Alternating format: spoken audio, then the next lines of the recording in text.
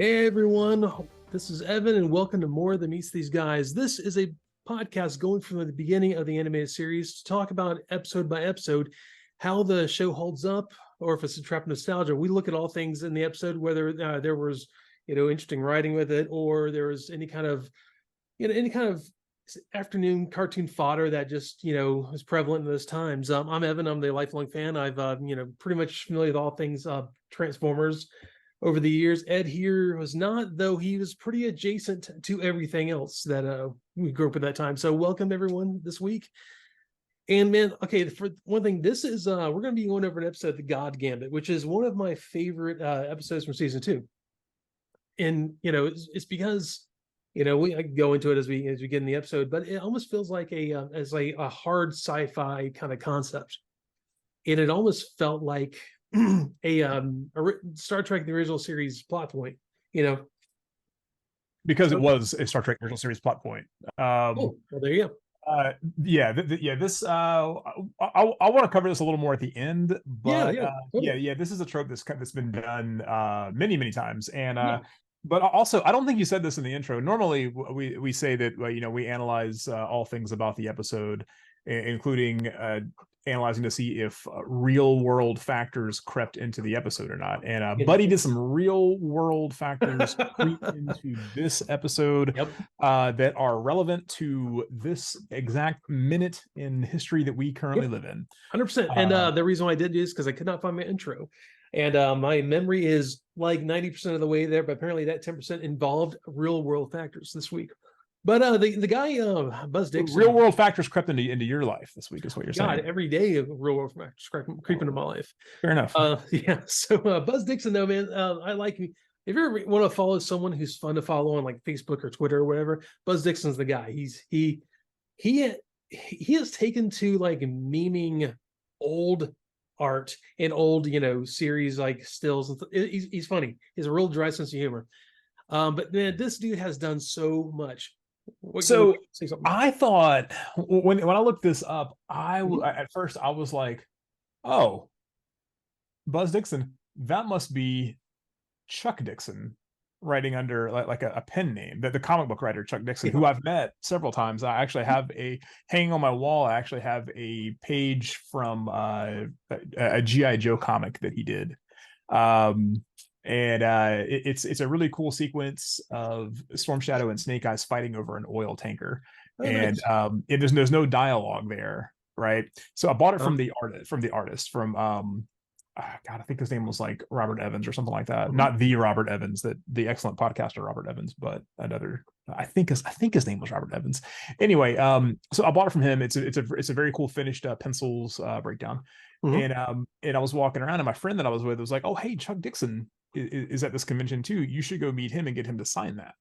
And that way you have something from both of the people that did that. And obviously it would be cooler if it was like a Larry Hama issue of G.I. Joe, but I'll take what I can get.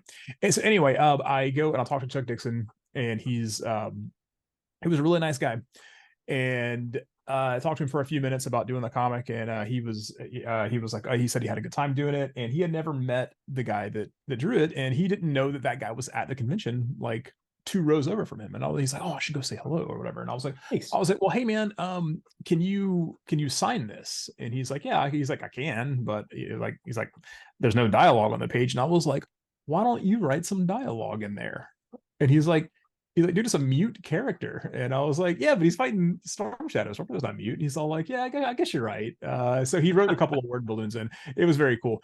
Later on, I found out that Chuck Dixon is a giant chud, and apparently, and I'm almost like, I don't know if I want to hang that. I don't know if I want this hanging on my wall anymore or not. Never meet your heroes, folks. Never meet your heroes. Yeah. So, or your people you like reading, or people that you like reading. Yeah, no, don't meet anybody. Don't meet anybody. Whoever you know now, just hang out with them and inside. Buzz Dixon though. Buzz Dixon. This dude, where's this dude been? This dude wrote my childhood. He did. He totally did. Dude, he wrote everything from like Thunder the Barbarian to Alvin the Chipmunks, Bionic 6, Conan the Adventurer, Chip and Dale Rescue Rangers. Obviously, Transformers. Dude, he was the story editor on season 2 of G.I. Joe, and even though he wasn't credited as that, he pretty much wrote the script for G.I. Joe the movie. He created Cobra Law, which he has since apologized for. Well, I actually just listened to a thing with like him explaining what that all was about. Um, so Cobra Law was I don't know. I think it's a fun concept. It doesn't really work in the real world.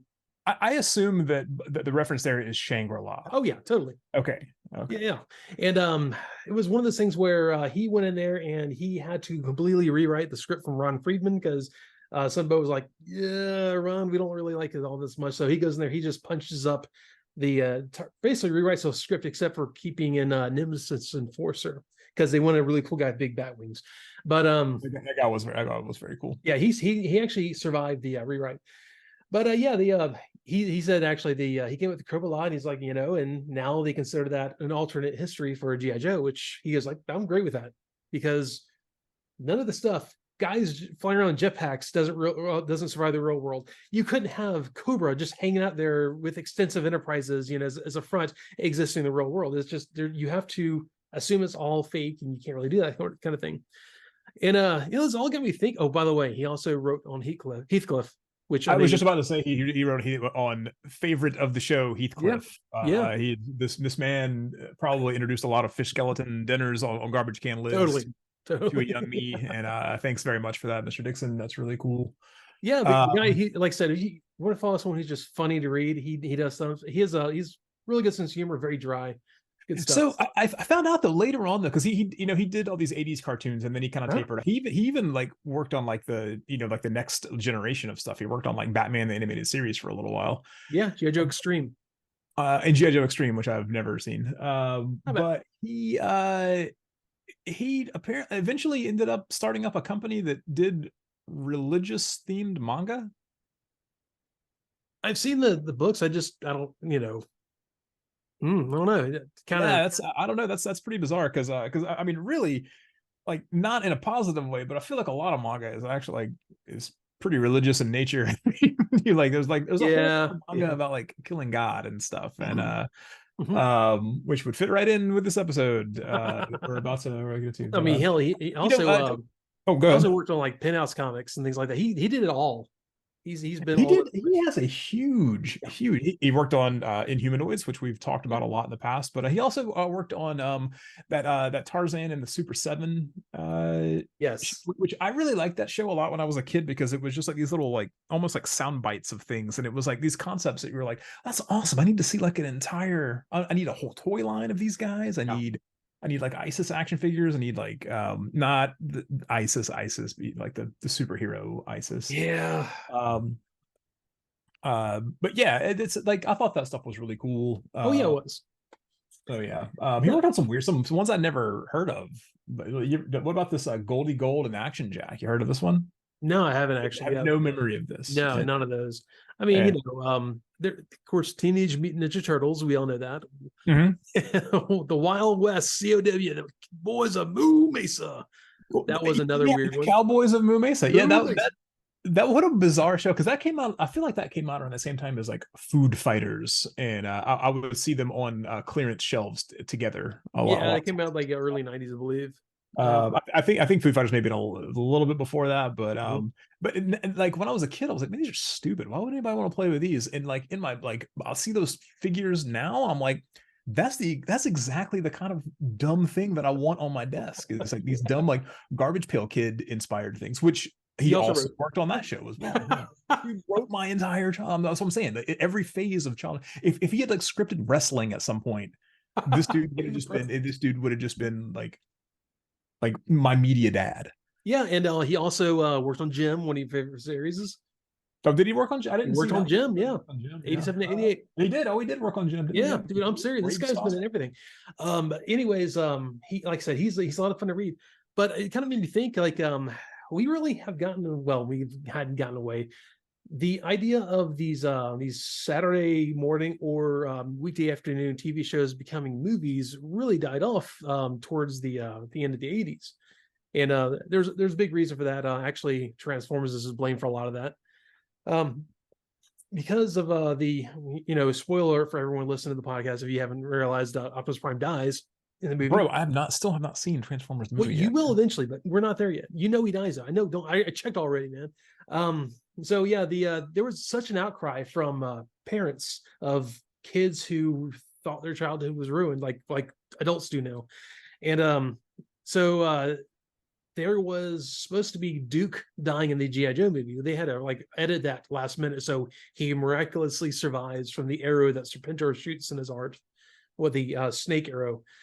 So yeah, then it kind of they lowered the budget for all these shows. They stopped doing motion picture release, theater release these cartoon movies, and all the other ones kind of suffered for. They ended up being like a special 3-part episode or whatever of My Little Pony or whatever. But so yeah, it was really like because of the backlash from the Transformers the movie, they kind of tapered off going to theaters, which is too bad. But it was really an experimental thing. There weren't, I think, I want to say Transformers may have been the first one to do like the big motion picture one, and they actually, it was right there with G.I. Joe. G.I. Joe came right after it, even though I would think it would have probably have been first because of how it started. But yeah, no, well, they rewrote. They did rewrites to the G.I. Joe movie due to the backlash from the Transformers movie. I mean, because like I knew that Optimus Prime died when I was a kid. But I heard like from many sources that the whole thing with because Duke doesn't like Duke essentially dies on screen, and they added in like off screen like just dialogue of like, because he had that spear through his heart, and like the end of the movie, the snake spear. The end of the movie, it was like Flint and Lady J were like, "Oh, hey, I just heard that Duke's gonna be okay," and yeah, he's woken from his coma. G.I. Joe, that was it. Like, oh, 100% that. Like that's how I remember it anyway. So I mean, I think they animated it to where he died, and they just cut that scene out, and they just added it in as just dialogue that he was like, "Oh, he's gonna be okay." And yeah, they were dealing with the backlash from the Transformers movie, so it was kind of interesting that we have someone who actually worked on that G.I. Joe movie. And my wife's had me watch the My Little Pony movie because she thought it was great, and whatever, it is what it is. But those were things that just didn't go to the theaters anymore because they were so worried about putting that much money into marketing and then it having such backlash. So all those things that were really like, I don't know, pretty heavy for kids, they backed off all that, and so we get how things kind of turned out. So what was the next one that came out? Like I guess like Mask of the Phantasm, probably the Batman series. Actually, in the theater, it might be. I think that may have been the next, like tie-in like that to an animated series. That movie's really good, by the way. I don't know if you've seen that recently. I watched it. Never have. You've never seen Mask of the Phantasm? Dude, don't even start. You never watched Tron. I don't want to hear about I've still never seen Tron. Yeah. But no, I know. I didn't. I wasn't sure that I heard. I wasn't being incredulous about it. I wasn't sure that I heard you. But no, Mask of the Phantasm is really good. I remember it being very good. I watched it recently, and it's aged extremely well. It is a very good Batman story. Well, I mean, the anime series, the Batman anime series, it's a great show. Anyways, it holds up really well. It's really well done. The animation of that actually the animation of that reminds me of the old Superman, cartoons. I want to say the Max Fleischer ones. Yeah. I mean, that was the same art style, and it holds up really well. And you can watch that, and it could have been made in the 70s. It could have been made in the 90s. You don't know. Batman animated series has aged really well too. That I've kind of gone back and watched a little bit recently. Yeah. But hey, so this episode though. Yes.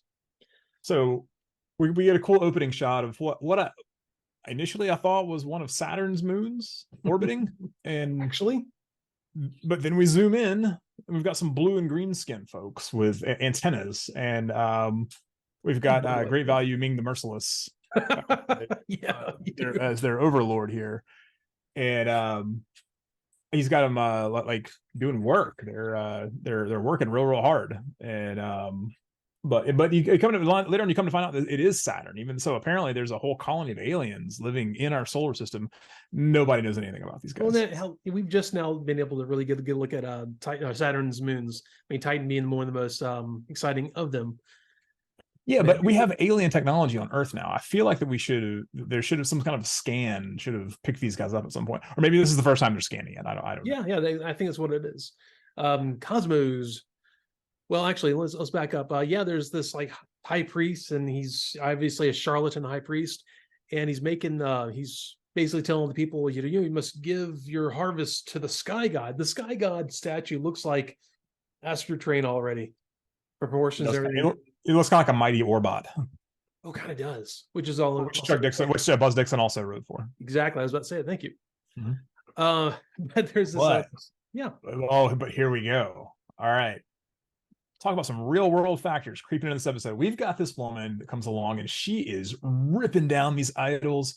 Man, she is telling Ming the Merciless that sky gods are fake. She believes in reason and logic.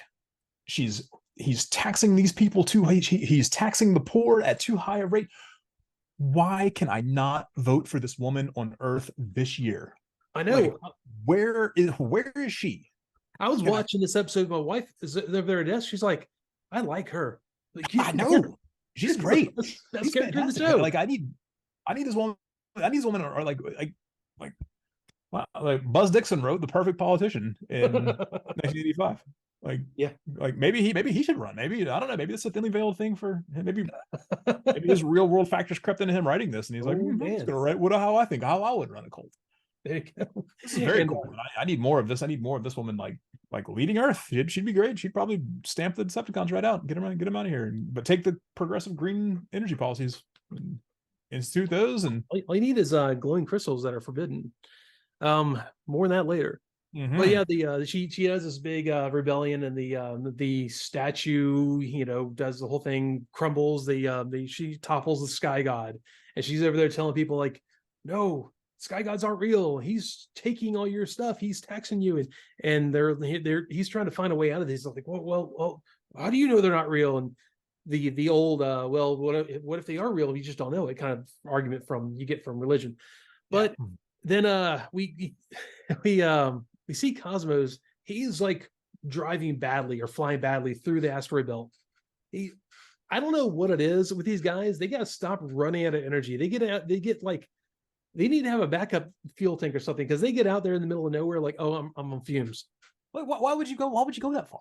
Like I don't drive. Like I don't run out like 7/8 of my gas tank going into the desert. Yeah, exactly. I would conservatively use 40%. Going one way, and then enough to come back with a buffer just in case. Exactly. I don't understand. It's like, yeah. But so, and then we've got Astro Train flying with we've got Thrust and Starscream in the cockpit. So the subtitles call him Astral Train the entire episode. Yes, Astral, which is so good considering he's the sky god. That's a very cool concept. I like that a lot. As a guy that like not so much a believer, but a study that reads up a lot on this mystical sort of stuff. Like the idea of like an astral train. You can go into the astral realms with them. Like that's very cool. The astral train. So yeah, the leader of this rebellion, the atheist of reason here, is Talaria. Which is fun because they constantly change the names in the subtitles in this. And the high priest's name is Jero or Gerald, depending on when the subtitle comes up. So fun stuff. So he's like, look at that, and you see Cosmos crash. It's like, oh, the sky gods have answered you. Yeah. This is the whole well, if God's real, then maybe he should send out a lightning bolt, and like here comes a people right when we're having this philosophical debate with around a campfire with crystals and antenna people. They kind of reminded me of what's her name, like Nebula, is that her name from like bug people. What's her name from Guardians of the Galaxy? Mantis, the green skin. No, the empath. What's her name? I don't remember the one that Mantis. Okay. It's actually a character in the comic that they probably going to brought in with a different concept. I like those comics. They're actually pretty good.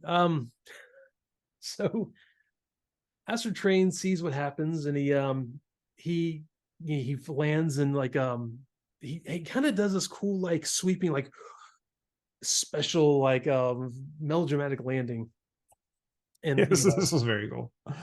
he's like he goes Starscream goes over there and does this great thing, which once again real world factors, I guess, in a way. He's like, there's the church, there's the steeple, open the doors, where are the people? He did do this thing. That was amazing. My dad, when I was a kid, my dad and I used to do that all the time. When I was a little kid, my dad and I used to do you that do the all the time. fingers. And when I was dying laughing, saying that was insane. Yeah.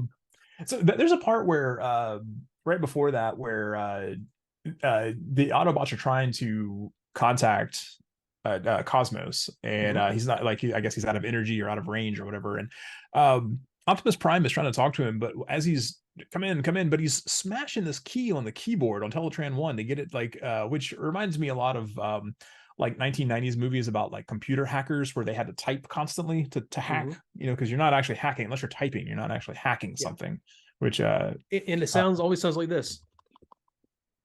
Not doing no, it's definitely the ASDF LKJ mechanical keyboard sound. Yeah, that's how I do it. That's how I hack. Yeah, man.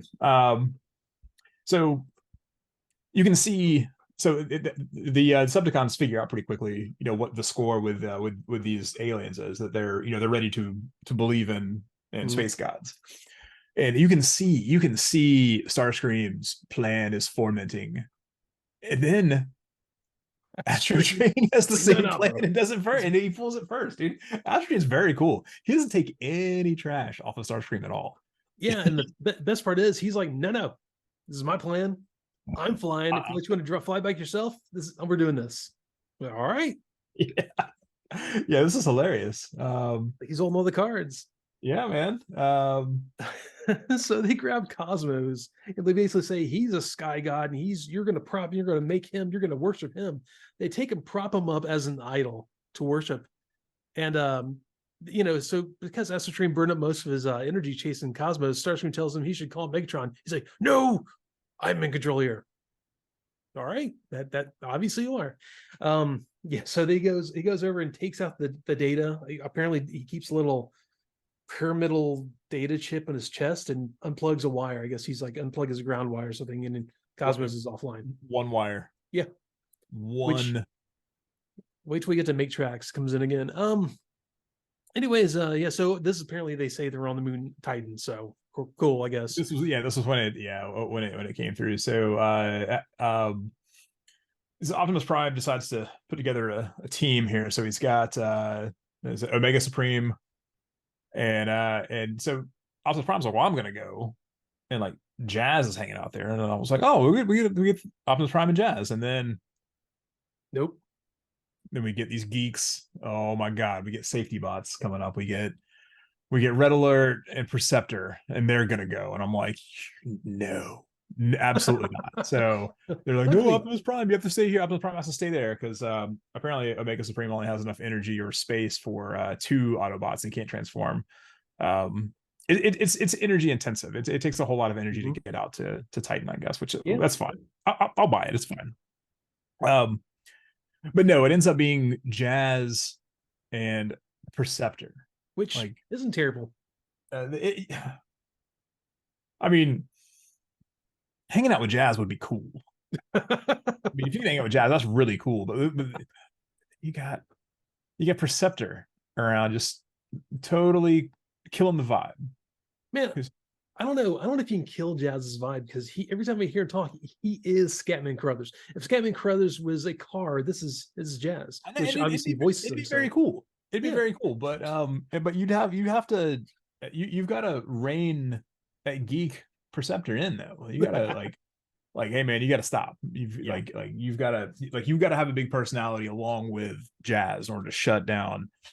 Like, hey Jazz, you want to go do something cool? I don't know, guys. I don't think we should go. Like, oh my god. So yeah, but yeah. So no, we got an okay team here. At least we got Jazz, because we haven't seen a lot of Jazz lately. Yeah, I don't feel like we've seen a whole lot of him do anything. No, not really. So then they start getting towards the moon of Titan, and Mega Supreme's like, oh, we're running out of gas. He's like, well, we'll find something to help you out. Like, well, I don't know. They kind of crash land on the on the surface of Titan. What if they didn't? What if they didn't find anything? Well, that's not how these shows work, man. It wraps this thing up tight. You know, it's gonna be. Oh, It's I gonna know they do, but like, But what if? yeah. I mean, Well, they knew that Cosmos had an energy thing that, you know, so they're like, well, we'll use what okay, you okay, found. okay. You know, it wraps it up really nice and tight like a bow. So he crashes, and Jazz gets out. He goes, "All right, we'll make a scream. Don't move." He's like, "It's like sarcasm, not appreciated, dude." He is the most uptight jerk. He has like no sense of humor at all.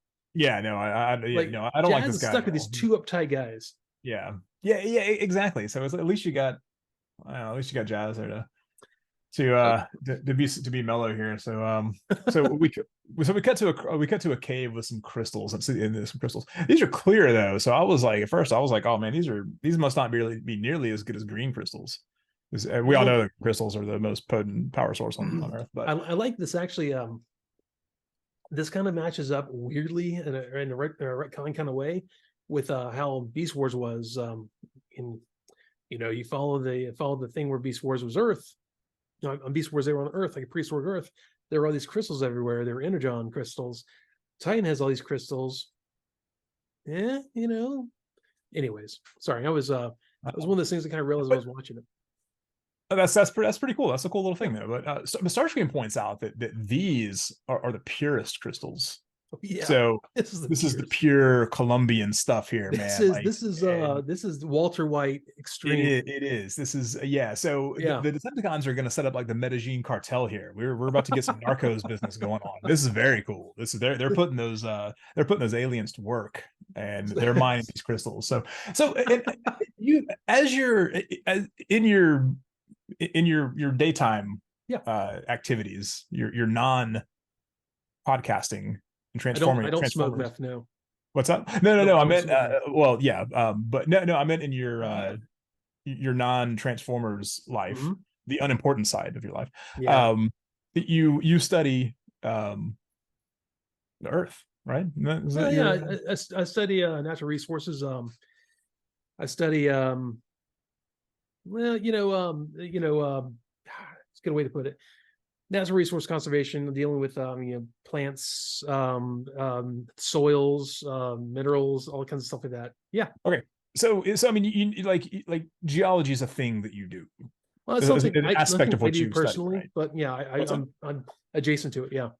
So you're familiar with the concept of crystals being minerals, which they're not exactly rocks, but they're adjacent to rocks. So they're very heavy, is what I'm saying. Because these poor aliens are schlepping around crystals that are the size of them. These things must weigh like 1,500 pounds. Yeah. How much does a 6 foot rock weigh? When the sky god tells you what to do, you do it. Well, and the fake Ming the Merciless was all mad, like, hey man, you guys are messing this up for all of us because you can't carry these rocks. Like, hey, I'm supposed to carry these rocks. Good lord, they're killing them. Their backs are probably discs in their backs are probably exploded. Like if they have discs, yeah. If they have discs, I don't know. What's the gravity like on Titan? I would assume a lot lower than Earth because it's smaller, but I don't know. There's a lot unknown about Titan, though. It is a very exciting moon because it has a lot going on with it. Like I think it's Titan has eruptions from gases. I think so. There's obviously something going on with the planet or the moon. We just don't know. The moon. Yeah. So could be. Who knows? All I know is there's a really cool atheist science chick on there trying to lead all these people to victory. She's great. She's fantastic. Yeah. So like bring this woman back to Earth because she needs to be in charge of something. Yeah, she actually sneaks back into the worship chamber or whatever and starts to hook back up Cosmos. And for all the good that does, she like reattaches the wire because apparently she watches the unwiring of him. So puts back and he starts to come to, and that's where he gets a signal out to the Autobots like where he's at. So she's they need to hire her on the team. I mean, I know she's just as good as Sparkplug. Spike.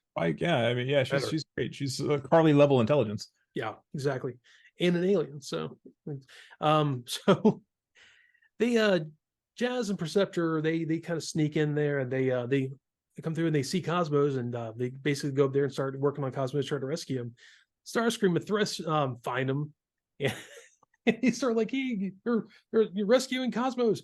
Jazz throws a rock and hits Starscream. That was lasers aren't needed. He just hurls a rock at Starscream, knocking him down. That was very cool. And then he jumps and starts wrestling with him. Well, he did this thing also where so that they're gonna fight, right? Mm-hmm. And so Jazz decides to go into like combat mode. So he runs and then transforms into the car. And so Starscream sees that. And Starscream is like, well, I'm gonna change into a jet. And then Jazz is just like, well, I guess I better change back into a robot. It was like, what's going on here? Yeah, I don't know. They're trying to I've each other. Well, I've talked about the concept of the Autobot or robot like martial arts, and like Jazz is one of the guys that I've seen like do those cool things where he'll like run at a dude and transform into the car and then ram him, or get speed and then turn back into a robot and do like a throw or something like that. Well, I wanted that, but instead it was just like, oh, I guess jet style is better than car style. And just no, he just starts wrestling the robot. Yeah. Then he puts him. Yeah, he gets outside control. That was very cool. The natives have like they put crystals on these spears, and they're chucking arrows and spears with crystals on them. Apparently, why haven't we been doing this with Energon the whole time? I don't know, because I don't know. Like it explodes obviously every time. Every time. That's the thing. I feel like that would be a cool. That would be like a cool concept for like Dinobots or something like that. Like they just run around, throw Energon at people. Or if you had like a like Energon axes or something, like you throw like Energon axe or something, or a spear. I mean, because they're kind of primitive, And or I think that would be a cool thing. The Insecticons could do something like that. I'm kind of disappointed they never really brought in the Dinobots using their swords, because I mean they all came with swords. Yeah, they never use them. Mm-hmm. That would be kind of cool. I mean, we already saw Energon axe and Energon flail. Yeah, those were very cool. Those were and I need that. Like bring it back. I need to see that again. Need some laser weapons again. Mm-hmm. So we're natives are going after, and he's calling Jazz a fake or a false god, and Talaria's captured, and she's going to be sacrificed as a heretic. Man, real world factors. Yep. Yeah, that sounds about right. Something else I noticed here though, unrelated to the plot though, was that we got new bumpers in this episode. There was a bumper of Shockwave and Astro Train, and probably somebody else that I didn't catch because I was probably not paying that much attention to the bumpers until I was like, oh wait a minute, that's you would probably catch it more than I would, because I've rewatched these shows so much I don't even realize when they have a new one come in. So yeah, most likely. There's also a very, very cool music bit here with this really cool arpeggiated synthesizer that was extremely neat. I legitimately really like that music a lot. So I almost feel like they when they start getting into these Transformers in space episodes, they always put some kind of cool I don't know, synthesizer, like a different synthesized kind of music when they're in space.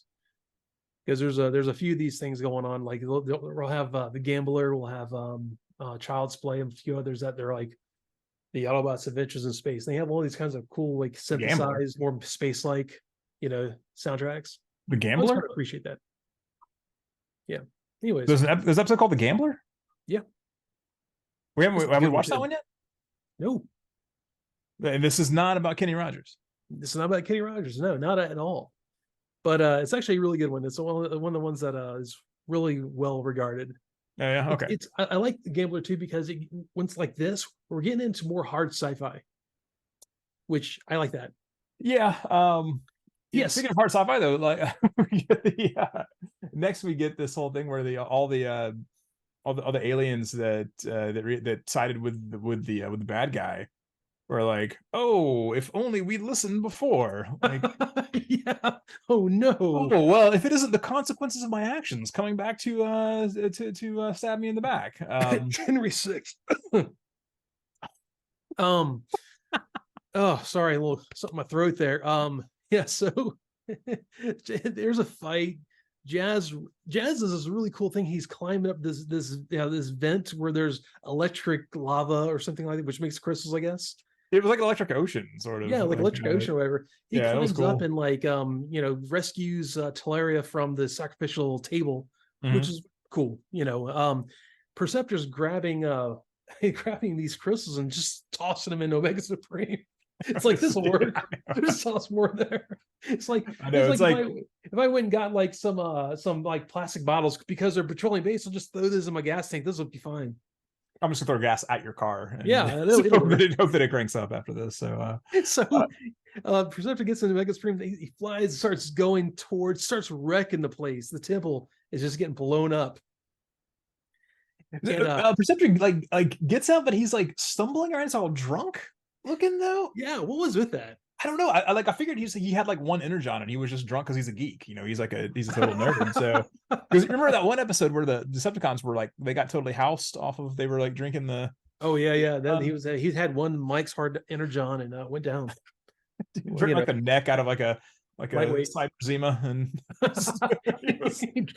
he dropped that watermelon Jolly Rancher down the Zima. He was done. Oh, man, Acid Train just rage quits. He goes and blows up the crystals as a big, F you to the inhabitants. And he leaves.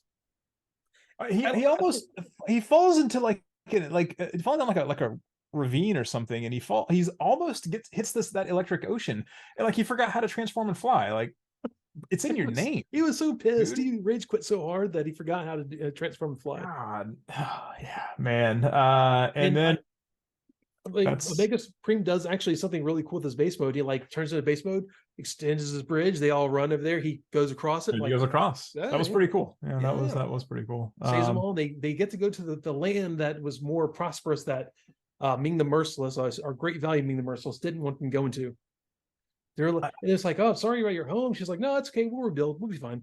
I guess the Autobots didn't want to be like, hey, there's a whole planet full of resources and food. Oh, man, come on. They look different. You can't go there. No, I guess no. Come on. Imagine that. Like, well, you can't come in our country because we're already full here. So where are you going to go? I don't know. I don't know. Bug people who apparently don't need oxygen because Titan doesn't have oxygen. Yeah, or does it? Who knows? Yeah, I don't even know. Well, I don't know. It has electric oceans and electric crystals ocean, and fake false gods and really cool fruit things that look like they belong in the Savage Lands. Those were very cool. Yeah. And that was it. That was nice. It wrapped it nice, tight. Yeah. Man, this is one of the weirdest ones that I've had to rate so far. Because it was all right. That's how I feel. I'm gonna say this all right. The thing with it is though is that this episode is a case where that is a very good and cool sci-fi concept, if a bit overdone. And when I say a bit overdone, I mean extremely overdone, because this. Oh yeah, sorry. Let me look this up real quick. I'm listening. So my other computer's being weird at the moment. Oh well, no good. Yeah. Have you tried turning it off and then back on again? No. Does that work? Sometimes. You're in tech support. You should know. No, I'm not. I don't do tech support. Do internet security. Anyway, so but no, I mean, so this whole concept of like advanced beings showing up to primitive people and becoming gods, it's been done to death in science fiction, and to the point where the people just don't do it anymore, because it's like it was all over stuff like Ringworld and, like we said earlier, Star Trek the original series. I think Conan times in Next Generation. Roger Zelazny's Lord of Light, which was if you've never read that, it's very good, but it's also if you ever saw the movie Argo or know the whole thing about that whole thing where they did the plan to rescue the hostages from like Iran. And anyway, they did that. The whole point of that was they used a fake movie script as a cover. That was the thing, is they were going to scout locations to film a movie. Yeah. And they had storyboards and everything drawn up, which were drawn by Jack Kirby. That's right. Yeah, that's right. Anyway, the movie that they were making was an adaptation of Lord of Light. That was the movie. But anyway, but that's also the concept behind like Stargate. Like that's the whole plot of Stargate. And right, like actually, Dan Simmons still had the Hyperion. But the thing is like adult brain loves this. Like adult brain absolutely like adores this concept. I don't think it was I don't know that the execution was quite as solid as I really wanted it to be. And I mean it's you know, I mean I understand it's a you know a 40-year-old kid's cartoon. It's fine. It's not going to be, you know, it's not, I'm not reading like Isaac Asimov here. And that's fine. So but yeah, that is I don't know if I call it like strict hard sci-fi, but I mean it's definitely a good solid sci-fi concept. Adult Brain's gonna go 3.5 left-wing revolutionaries out of 5. Like because it was just such a cool, it was a cool concept. I think that maybe a stronger Autobot team may have liked it a little bit more. But I mean it's one of those things. I get it, you know, when you have, you know, you're doing toy ads and you've got to like, okay, well we need to feature this newer guy, so we're going to put in Perceptor and Astro Train, who I don't think had a whole lot of screen time up to this point. No, he hadn't really. He's been this stuff, but not by much. Kid Brain, on the other hand, just hated it. Just like when if I was a kid, I would have absolutely hated this thing because there wasn't a whole lot going on, and there's a whole lot of talking and a lot of like I don't want to say like philosophy, but there's a lot of like that to a child brain that is like, that's high level thinking of like, well, what is a god, and is this a god, and what, you know, the whole concept of you know divinity and this kind of thing. It's like that's not something that I wanted to deal with when I was 10. Not something I want to deal with when I was 15 or probably even 20 either, which is why it took me so long to read Dune finally. So Kid Brain, for those reasons, is going to have to tank this one at a low 2 cargo cult tribes worshiping a bottle of Coca-Cola out of 5. And yes, that is a Gods Must Be Crazy. Yes, there. Yeah, if you young bucks out there have never seen the Gods Must Be Crazy, you should definitely watch the 80s afternoon HBO staple, The Gods Must Be Crazy, and optionally part 2 as well. There was a part 2 to that as well. Let's optionally watch that. Yeah. Okay. Yeah. Well, how are you feeling about this one? Okay, actually, it's kind of funny how you put it that way. I don't remember this much from when I was little. I don't think I really got into it that much because I didn't know the aliens or just like a one-off thing. Wasn't a lot of really cool action. So as a kid, I don't really remember this much, but I remember when I got the DVD sets years ago of season 2. I was watching this one, like, hey, this is pretty good. I don't remember this. I don't know why. I think the reason why is because kids don't care about high concept questioning religion and exactly, and concepts like that. So but then again, you get kind of drawn into that because I mean that's essentially, well, not really the plot, but they steal a lot of them. Use that trope a lot. I mean, Conan the Barbarian, it was a different way because it wasn't an atheism science take on it, but it was a toppling a false god. Right. You have, like I said, Star Trek, the original series, all these things. We grew up watching this, and it's like it crept into our subconscious. So I watched this going, oh yeah, I know this story. But still, I like the way they did it. It was nice seeing this kind of thing in a afternoon cartoon show. So I appreciate that a lot. So yeah, really for that reason, I mean, having more grown-up story, which I appreciate. I definitely want to give this I give this 3.5 toppled god statues out of 5. Ooh, nice. Because once again, I've been watching the show. My wife's like, I like her. Yeah, cool character. that is very cool. The science atheist girl, a woman, and the alien woman. She's like, she doesn't remember now. Anyways, yeah, she's like, that's relatable. So I appreciated all that. It was really kind of cool. So I'm looking forward to it. And I mean, we have some really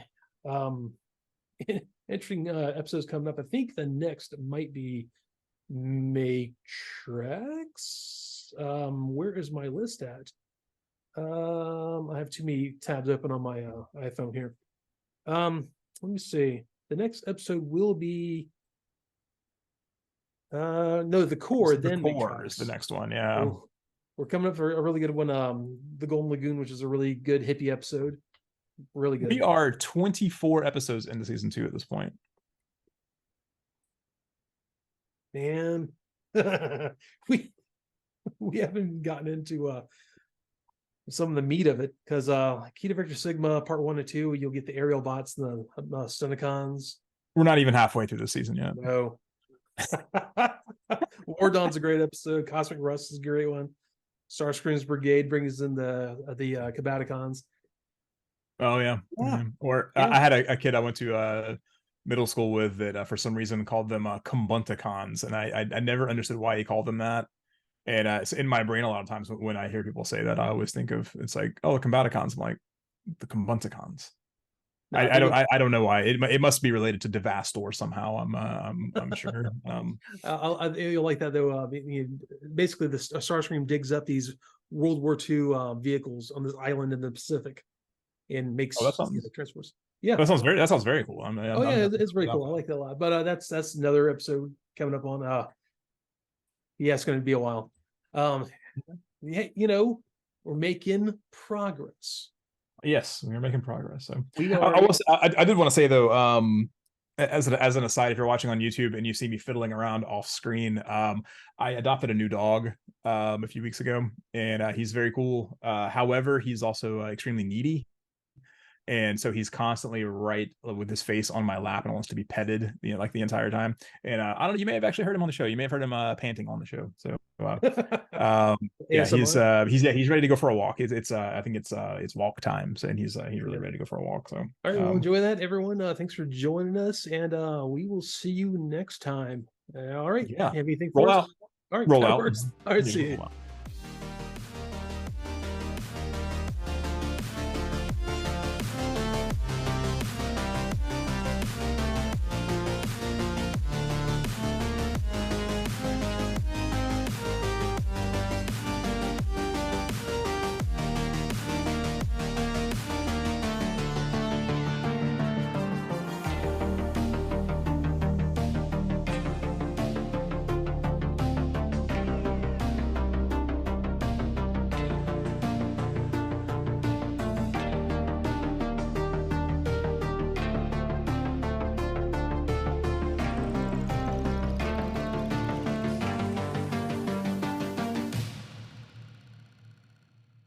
Morethanmeetstheseguys is performed by Evan Johns and Ed Strickland. Research is performed by Evan Johns, Ed Strickland, and with special research done by Boo of the AxelonUnderground.net. All used images in the videos are property of Sunbow, Hasbro, Paramount, or Marvel. And as always, thank you so much for tuning in every week with us. We appreciate it.